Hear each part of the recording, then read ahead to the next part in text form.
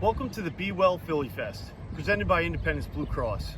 My name is Dan Famular, the area sales manager here in Philadelphia for Bota Box Breeze. Bota Breeze wines are uniquely blended for those looking for a lighter body, refreshing wine. Bota Breeze offers all the flavor, taste, and enjoyment of traditional wines, fewer calories, carbs, and lower alcohol. Bota Box Breeze also happens to be lower in sugar and gluten-free. It's perfect for those with an active lifestyle. Bota Box Breeze is proud to bring you the Be Radiant Hour. Cheers, Philly. Welcome everyone to Be Well Philly Fest, presented by Independence Blue Cross. Be Radiant is brought to you by Bota Box Breeze. My name is Emmalee Bierly. I'm a licensed marriage and family therapist, relationship expert, and sex therapist. And I'm Jennifer Chaiken. I'm a licensed marriage and family therapist, relationship expert, and we are owners of the therapy group. We are so excited to be here. We have locations in Westchester, Philadelphia, and of course, lots of virtual. We created our practice because we saw the need for down-to-earth therapists that could understand you through their education and through their own lived experience. And we are so happy to be here today. So excited. We got to tune in last year to Be Well's Philly Fest, and it was awesome. But it was also in the height of the pandemic. So things are really different now. To think about where we were last June is really wild. So life-changing. So today, really, we want to talk to you about self-compassion. And self-compassion is one of those things where you hear like, all right, cool, self-compassion. Right, like what's that? What's that? I don't really understand, sort of a buzzword. So we want to talk to you today about what the heck is self-compassion, what do we need it, and how do we start putting it into our lives? So really what we want you to take away today's exercise from is some insight, some awareness, and some action and some tangible activities to do at home.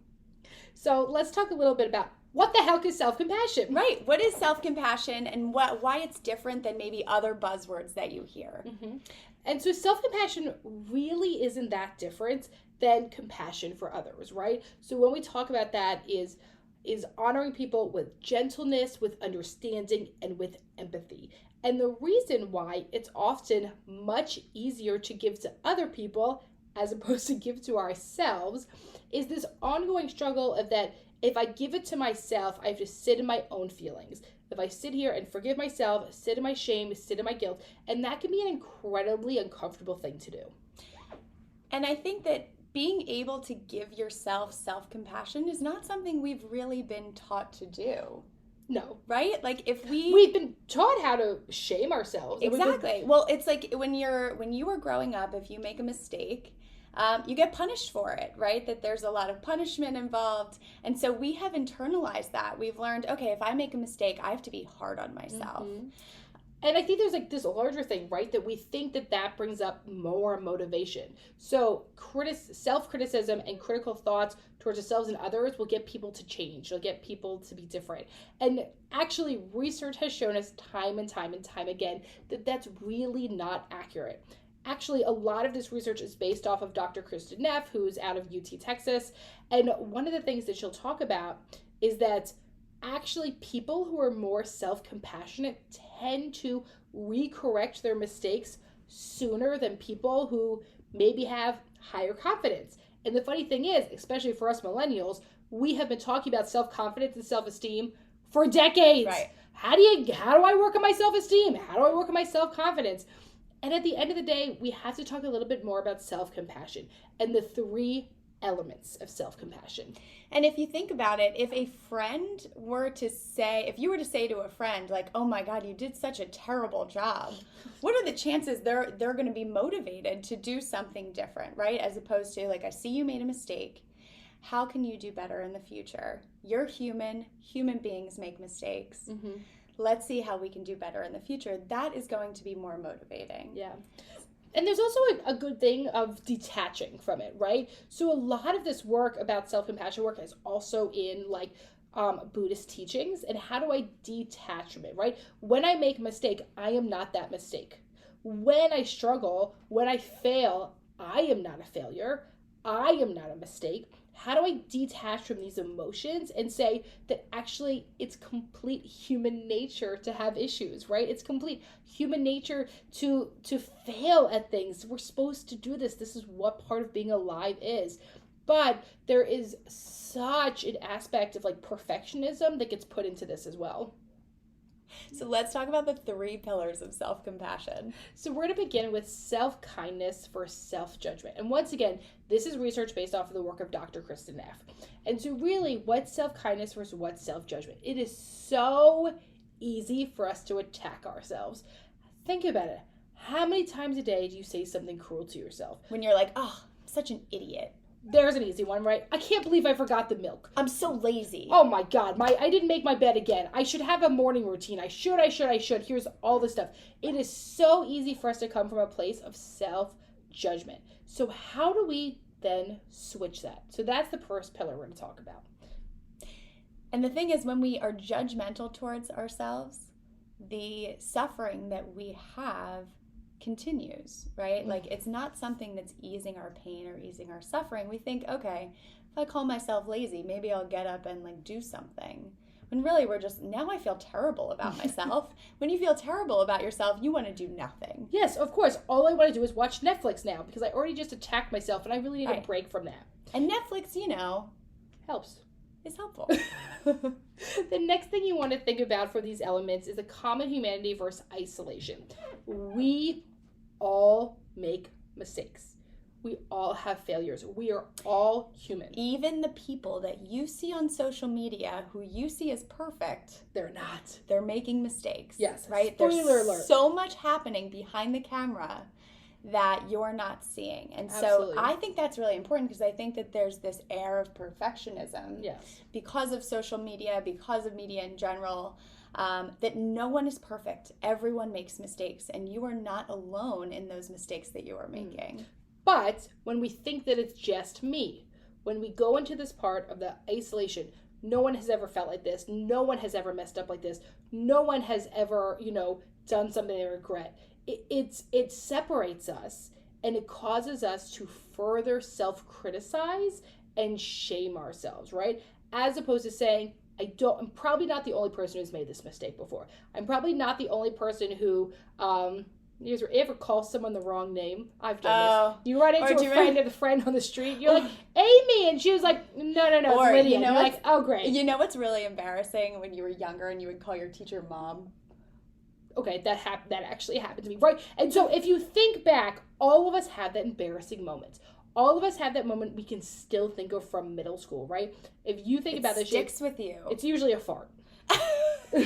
Right? Like when you're a little kid, right? Absolutely. Often, and everyone laughed and you felt embarrassed as if no one has ever farted in the entire world.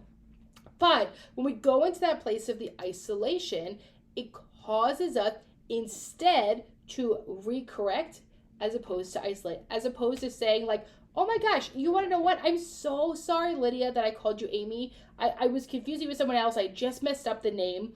As opposed to, ooh, I gotta go. I'm really awkward. I gotta run away. And then beating yourself up for it later. Yes, and feeling that awkwardness. Another example is like when you go into someone's house, right? And maybe it's a mess because they have so much on their plate. They have kids. There's stuff everywhere, and they're like, oh my God, I'm so embarrassed. My house is so messy. And I'm thinking to myself, thank God I am not the only one, right? And we so often put that pressure on ourselves to say, I need to make sure everything is perfect. I need to make sure everything's clean. The fact of the matter is, everyone is going through the same experience. We, as therapists, talk to people all the time, so we know this, right? Yes. We hear what's behind the scenes. But often people don't put that out there because of the shame connected to it. So this is our message to everyone, that we all go through shared experience. Absolutely. And we are all imperfect people. So being able to remind yourself of that when you're feeling self-critical is so important so that you can pull up that self-compassion. Yeah. And it's this idea about like, what does my mistake say about me? Right? And so the next element we want to think about is mindfulness versus over-identification, because it's very, very easy to focus and hyper-focus on the negative and completely discount the positive. Wow, I it was great that it was a sunny day and I ran into this person on the street, but God, I embarrassed myself. I'll never develop from this. I'm embarrassing. I'm yes, socially awkward. exactly, right? Or that thing, I have a messy house, so what are they saying about me? Well, they must think that I'm lazy and disorganized, and these are all things that I already feel like embarrassing to me. They already feel like really personal things, so it triggers this part of me, and it puts us into that very, very unhelpful shame spiral. So a way in which to combat that is to be very mindful of that shame, right? So if you're walking and you see someone on the street and you call them the wrong name, okay, that's bringing up some shame for me. Like, I feel really bad about that. But that doesn't mean, the meaning that I make out of that, the unhelpful piece of that is turning that into, I am an awkward person, this is bad, I am bad, as opposed to, okay, that made me uncomfortable, I feel shame from that. Yes. And that's hard. That's so hard to sit in that discomfort, to sit here and say, I'm going to feel all these things. Or maybe it brought me back to this time when I was really young and I made a mistake and everyone laughed at me. Or I was young and, all the adults in my life didn't support me, right? Like, so when it brings us back to that like inner childhood wound, it's very easy to hyper focus on it and refocus on it and not be able to sort of differentiate your way around it. Especially if we had people in our lives who didn't have the ability to be compassionate towards us Absolutely. as children. So when we have adults or parents, caregivers who maybe weren't able to get that self-compassion, be compassionate towards themselves, sometimes it comes out in their parenting. So if you grew up in an environment in which your parents weren't able to give compassion to you as a child, right, where their response to you is very critical, you may have learned growing up that that's the way in which you talk to yourself or should talk to yourself. But my guess is when a parent caregiver said that to you, that felt pretty bad. And that in the end, you don't deserve that, and that had everything to do with them because they had difficulty getting self-compassion for themselves. And so that came out in their parenting. So being able to separate that out, to know that their reaction to you was more about them, and to now start to be mindful of the way in which you talk to yourself, the way in which you might be critical of yourself, so that you can start to change your tune and say, hey, you know what, I'm human, I make mistakes just like everyone else. How can I give myself more compassion in these moments? Absolutely.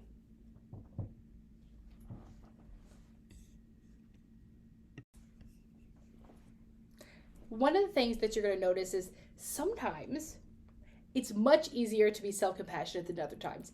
Here's a great example. When something tangible happens, right? When I've had a death in my family or I have a sickness, then I'm like, oh, I should be allowed to take off. Or I should be allowed to do things. And we're so good at saying like, okay, like I'm really feeling physically ill today, so I'm going to take a nap, or I'm going to drink more water, or I'm going to like make sure that I'm eating more. We should be doing that all the time. Self-compassion is so important for your mental health. It's almost like when we're physically ill, if we have a headache, that we say, okay, what am I going to do to nurture myself to take care of this headache? It's so much easier for us to give that to ourselves, to our physical health, than it is to our mental health. So maybe I'd take medicine, or maybe I'd lay in the dark, or maybe I'd drink more water, or be off my screens a little more. These are all things that if I'm going through something, even mentally, hey, I'm really stressed out, I'm really overwhelmed, I've been feeling really ashamed, I've been feeling really embarrassed. All right, what are the ways I then take care of myself? And I would really also challenge you to sort of think about, do I actually have those? It's great if going out with friends, but sometimes we can't do that in the moment. And when you struggle with anxiety or struggle with depression, oftentimes we're so resistant to it. We say, okay, I need to not feel this. I need to just feel, I need to get out of this. Of course, because it feels so bad, right? It is very uncomfortable to feel some of those emotions. But self-compassion is a huge part of this, and allowing ourselves to move through those emotions, right? To be able to say, okay, this sucks. I feel really bad right now. How can I give to myself? And I think that the going through the pandemic was an example where people felt more comfortable saying, okay, I can give myself self-compassion because there's a pandemic. Yeah. Right? In some ways. And this other part came up where it's like, I should be productive, or like, I should be figuring out a new hobby because I have this time at home, or I should be able to be, I mean, how many of us are all of a sudden more available at work, right? So how do we remember, just because you're available doesn't mean you're free. Right. Doesn't mean that the time is open. And I think it's important to also really think about this idea of the shoulds. What are the things I'm telling myself I should be? So maybe I should work out every day, but my body really isn't in that space. Or I should be, hyper focused on wanting the next promotion, but maybe I'm just okay with where I'm at now, and this job role allows me to have work-life balance. So those shoulds, I should become a parent, I should own a home. Well, you can't in this market anyway, but I should any of these things, right? And so when we sit there with the shoulds, it's automatically going to become into a critical state. Well, and it takes you away from listening to yourself, right? And that's what's really essential. And really, a lot of what self-compassion is how do you listen to yourself and what you need? And oftentimes, there's so many external factors that are telling us, don't listen to yourself, listen to other people, listen to what they need, listen to how they function.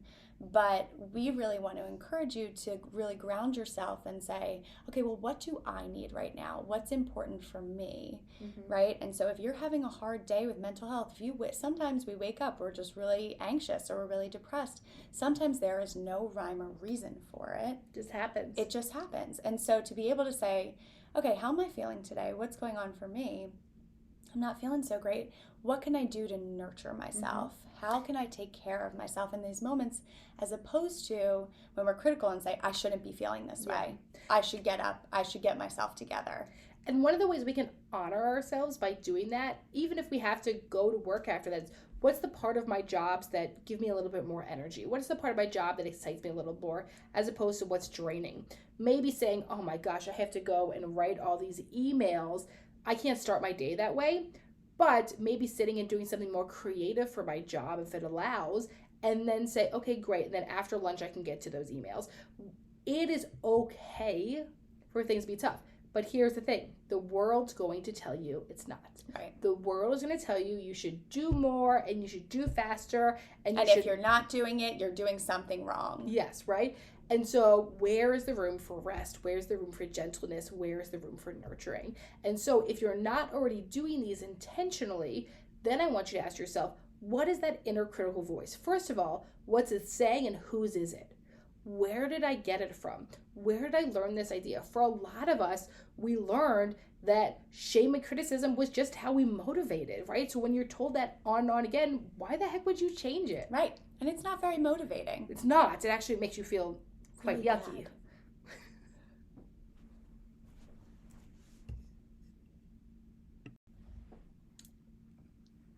Now we wanted to do a few activities with you, so you had some stuff to go home with today. The first one we want to do is beating perfectionism, because as we know, it's actually impossible to be perfect. But why do we keep trying to be? I don't know. Why do we put so much pressure on ourselves to be perfect? So I think that is a really, really important thing. So there's some things that I want you to think about in terms of beating perfectionism. One of them is distinguishing between realistic and unrealistic goals. I want you to think about the goals that you have in your mind for yourself. Are these realistic or are they unrealistic, right? Like, my house should look like an Instagram influencer's house. Exactly. Especially, right? So, like, if you have a long day at work and you're like, oh, God, I have to make this extensive meal, or I have to clean in a certain way, or have to get that workout in, but I need to rest. Right. And so I want you to consistently ask yourself, is this a realistic or is this an unrealistic goal? So that it allows you to better listen to what your needs are so that you can better meet those needs. The second one is practice failing. This is a hard one. This is a tough one, because a lot of us are very, very uncomfortable with failing, but failing is a part of life, and it's also a part of trying new things. Oftentimes we try to stay away from certain things if we fear that we might fail at them. Like, realistically, the first time I get in a pool, I'm not an Olympic diver. That doesn't mean I should never try swimming. It means that we have to be beginners somewhere. And that can be really tough, especially for us as adults when we think we should be good at stuff. Kids are actually much better at this. Amazing. Are you an Olympic diver now? I would like to be. So, but that's a perfect example of it is okay to fail at things. And the only way that we get better at things is to fail over and over and over again. And so one of the ways in which we encourage you to be perfectionism is to practice failing. So number 3 is being wrong in front of others. This also a tough one, right? That we encourage you to try to be wrong in front of others, make mistakes, do something silly, have someone laugh at you, because once again, we're all human. We all do things that we regret or we say, if we call someone the wrong name. Perfect example that if you practice being wrong in front of others, you're practicing the ability to not be perfect and say that that's okay. When you're practicing that ability to not be perfect, you can also give to yourself and say, listen, I was wrong. That's okay. How can I be compassionate towards myself? And it's something like normalizing getting new information and changing our minds, or normalizing someone giving you feedback and being told, hey, that's not totally accurate, right? This is a little bit of an ego hurt and a real ego wound at the beginning. And then to say, okay, and maybe there is something to that. How can I take feedback and how can I be okay with not being perfect and knowing everything? And you'll also find that others around you will be compassionate towards you. You'd right? be surprised. If you see a friend making a mistake or being wrong, chances are you're still going to be kind to them. You might just say, oh, they made a mistake. They're human. We are so much kinder to others than we are to ourselves. And I think also if we can start to really normalize it, it also allows other people to safely give us feedback and be able to handle that. A lot of us would really like to be called out when we did something wrong. We'd like that feedback. And so we have to, one, be accepting of it and also able to give it to normalize this going around. Absolutely. And so the next one is celebrating your mistakes.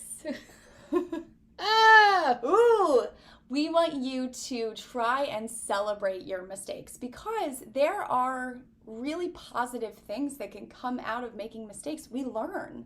Right? When we make mistakes, when we do things that we're uncomfortable with or maybe didn't lead us in the right direction, we have the opportunity to learn from them.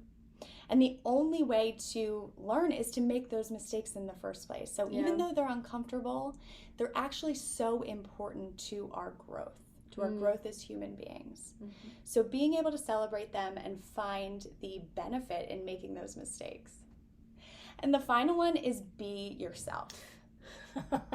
And I know we've talked a lot about that. We talked a lot about listening to yourself and being yourself. There's so many external forces that are saying, don't be you, be someone else, compare yourself to others. And we know that comparison is the thief of joy. So really focus on how do I be myself? What feels true to me? What feels right for me? How can I practice really being me, doing the things that feel right for me, and to take away comparing yourself to others because you are great just as you are, imperfections and all. So following some of those could really help you with beating some perfectionism. And now we're going to talk to you and do an activity about changing critical self-talk, right? And so one of the ways we do this is start to identify critical self-talk. Like Jen had mentioned early, it is so normal for it to just be this passive thought. Oh, I'm so stupid, right? How often do I call myself stupid or dumb or say something negative about the way my body looks or who I should be or how much money I'm making or any of these things, right? So the first step we want you to think about is how do I identify this? And you don't have to start out by identifying it by looking in the mirror and saying a million positive affirmations. I want you to just start out by saying like, ooh, that was really mean. Right? So first, just acknowledge. You don't have to re-say it. You don't have to give yourself a compliment back. I don't want you to do anything besides saying, ooh. And sometimes it's easier to think about it as like, how might a friend feel if I said this to them? Yeah. Right? Like if I said this to my friend, what might they be feeling? Or what's the reason why you wouldn't say those things to a friend or a loved one? Probably because it'd be pretty hurtful. And if you really think about it, for a really long time, we told kids, oh, just ignore a bully, they'll go away. That actually was really bad advice. And didn't work out. as we saw, we just internalized it, and a lot of those bullies kept bullying and turned it into not so wonderful, lovely, nice, kind people. So one of the things you want to think about is, if I'm thinking about calling other people out, how do I call myself out on this behavior? So that starts with, ow, that wasn't very nice. I wouldn't say that to a friend. And okay, let me intentionally and mindfully try to recreate this, right? And this is another way to think about this. Is also different ways. People often say, well, okay, well, if I can't shame myself or if I can't be critical, how do I motivate myself? And it's through caring radical motivation. And so the way that you look at it is that you can sit here and say, in my head and say, I should do my laundry, or I should make my bed every day.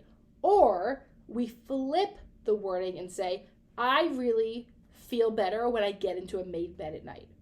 Or I really feel better when my clothes are put away, right? So when we take it away about what's the benefit to us, not what we should be doing, but what's the why behind it. If you genuinely don't care about making your bed every day and it doesn't make a difference at the end of the day, then just because you read online that should be part of your morning ritual, I don't know if it matters. You're almost flipping it from someone telling you what to do to you kind of owning it and saying, this is something I do for me. And that's how we think about also flipping it from the internal versus the external locus of control. If the control is totally external about the shoulds, about what morning ritual or nighttime ritual I think I'm supposed to have, as opposed to, here's what I can control in my life. I like when I get to a made bed. I like when my clothes are put away. I like when the bath is organized. If that doesn't bother you, well, that's up to you to decide. There's no one right, perfect way to do any of this, even if we've been told for a really long time that there is. Right.